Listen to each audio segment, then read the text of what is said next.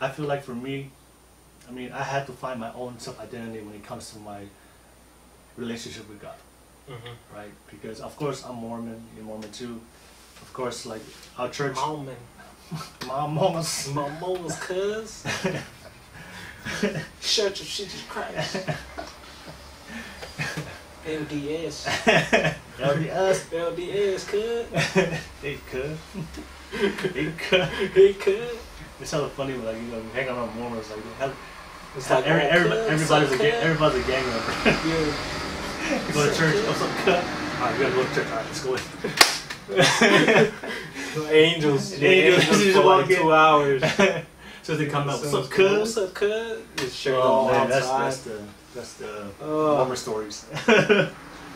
That's like, you know, for me it's like, you know, Mormons, we expect it to be perfect. Read the Bible every single day, right? For me, of course, early in my life, I try to be perfect spiritually. I try to follow all the rules. Don't especially when it comes to the traditions, like, you know, Sunday, keep it set for Sunday. I just had to realize, you know, of course, you know, I try to live, you know, of course, I want to live a normal American life. You know, I want to watch the Super Bowl. I want to watch the NFL. Yeah. Right. So I always had this feeling that if I broke those rules, that I felt like that, man, I was dirty. You ever had that feeling? Like, oh man, because my parents have just conditioned me so much. Like, look, you have to be spiritually perfect. You have to follow the gospel. You know, if you don't follow the gospel, you're gonna go to hell. Yeah. That's what I heard growing up. So when they're like, you can watch the game tomorrow. And, right. And then when I started breaking those rules, man, I just felt hella bad about myself. Like, I was like, damn, like, you know, I just felt like I wasn't enough. I wasn't I was like, you know, I wasn't worthy of God's love. Not as clean. Not as clean. And then like you got like that voice in the back of your head that's telling you, like, that's not the right thing. You're evil. Thing. You know, you're a sinner. And that negative self-talk. What happens when you don't know who you are, or you're insecure, like you're afraid. All you listen to is that negative self-talk every single day. And that can weigh a lot on you as a child. And then what I realize now is just like, I understand that my spiritual relationship with God is not meant to be the same. With everybody else. Everybody, like, that's why I tell everybody when they go to church, is like, you come to church not to hear the gospel, not to hear the gossip, or like for somebody to, you know, see you. To see you. Or like notice you that you came to church. You're there for you and God. That's it. That's all you're there for. And for me, I realized that when I started working on myself, that look, at the end of the day, like, I have to be myself. And I'm gonna live my way. I'm gonna try my best when it comes to, you know, being, you know, trying to follow all the rules and regulations. I'm gonna try my best to go to church. I mean, my attendance is not the best, but I'm guilty, right? Do I read the Bible every day? Nope. But I do my best. You know, I have to.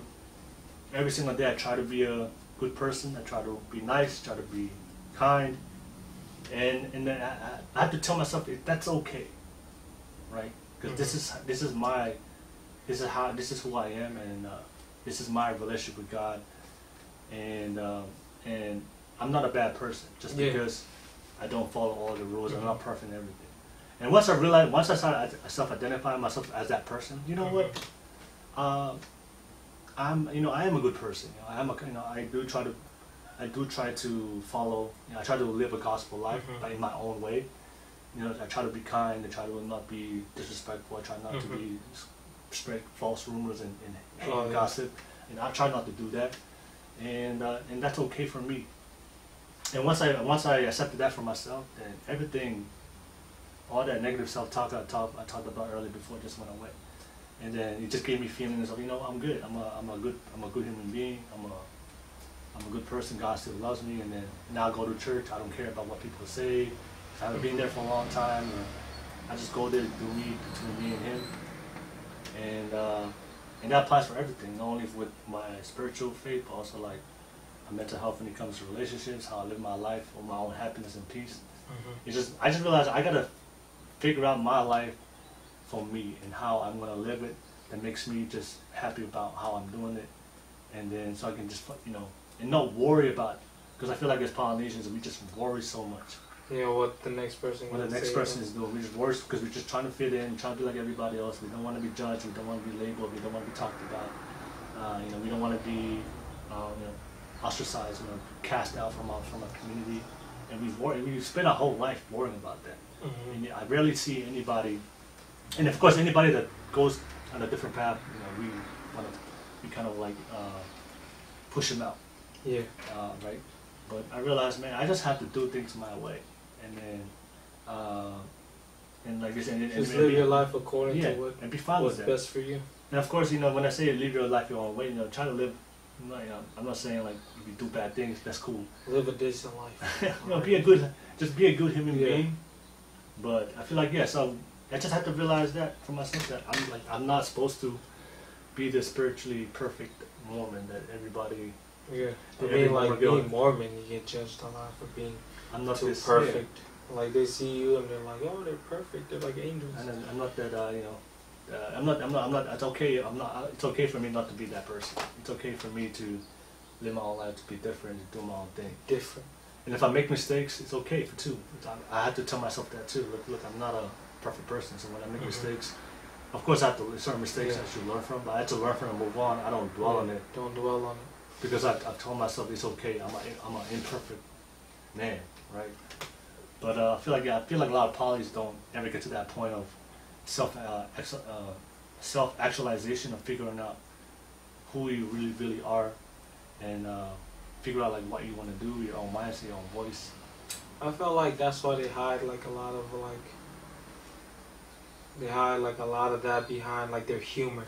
You know what I mean? Oh yeah. Like polys are known to be funny, but like, we never know what's going on underneath, all that laughter and stuff. He might go home and feel alone and something like that. We never understand that.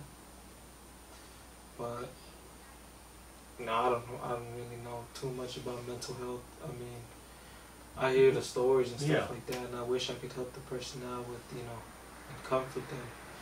But, there's just some battles that they got to do alone. Yeah. All you can do is support them. That's the biggest help you can give. Somebody who's going through things like that is, just be there for them. Like when they need you, be their support. Anytime they want to talk to you, it's not because, they want to take up your time and stuff. It's just sometimes they just got to get stuff off their shoulders, and just having somebody there listen to you, I feel like is one of the biggest things you can do for somebody, is being there for them, and I appreciate you sharing your story too, like everybody goes through their struggles, you know, and you're not alone in this.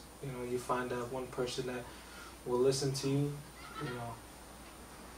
that's like everything to somebody that's going through this, just finding that one person who will be there for them and support them, however way they can, even if it's just listening.